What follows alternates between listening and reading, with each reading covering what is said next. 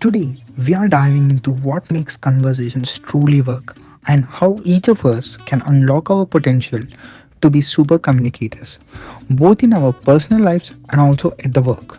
These ideas come from Pulitzer Prize winning author Charles Duhigg, whose work on human behavior has already transformed how we think about habits and productivity.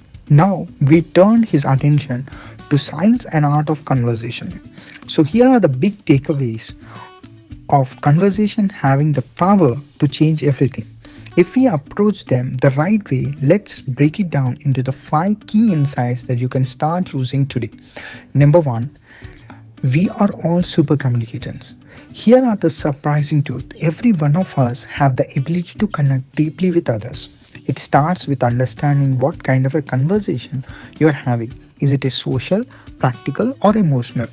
Duhigg introduces a concept from psychology called the matching principle. It's simple.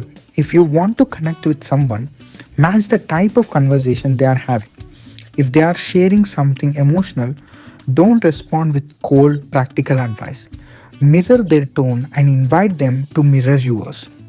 Number 2, ask deep questions. Super communicators aren't afraid to ask questions, but not just any questions. They ask thoughtful, open ended ones that tap into values, beliefs, and experiences. Try this. Instead of asking, "How was your day?" ask, "What surprised you today?"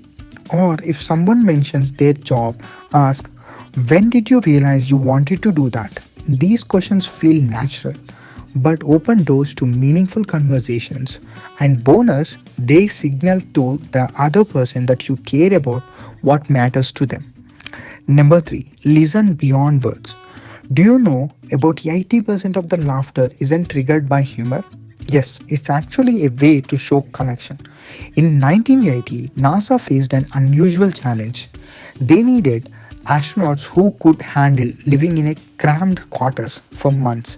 Traditional interviews did not work because candidates were so polished. Then a psychologist noticed a subtle but telling difference. The way people laughed. Authentic laughter matched the mood and energy of the interviewer. Fake laughter, not so much. The lesson here is to pay attention to non-verbal cues, energy, tone, laughter, and even pauses. These subtle signals often say more about someone's emotion and intentions than their words can. Insights. Prove them you are listening. In high stakes or emotionally charged conversations, listening isn't enough. You have to prove you are listening. Duhigg shares a technique called looping. It's a three-step simple process. First one, ask a question. Second one, repeat back what you heard in your own words. Number 3, check if you got it right. For example, if someone says, "I'm frustrated because I don't feel heard in meetings," you might respond, "So you are saying it feels like your ideas are being overlooked. Is that right?" This not only clarifies their point but shows that you are genuinely trying to understand. And when someone feels heard, they are more likely to listen in return.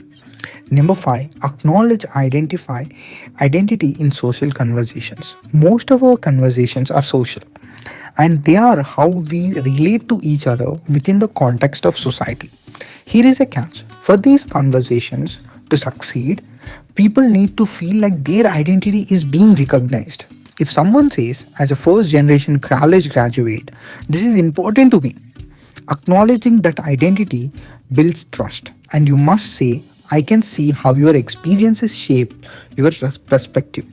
Tell me more about it." Avoid shying away from differences, instead, embrace them. Recognizing someone's identity makes them feel secure and also valued, which is foundation for any meaningful dialogue and conversations. So what is that we can get from it? Conversations aren't just about words, it's about connection. And recognize the kind of conversations that you are in. Match the other person's tone, ask thoughtful questions, and pay attention to non-verbal signals. And show them you are really listening. When you do that, you can unlock the ability to connect deeply and build trust and make them meaningful progress, even in the toughest of conversations. Next time you are in a conversation, ask yourself, "I'm just talking or I'm truly connecting?" Thank you very much for listening.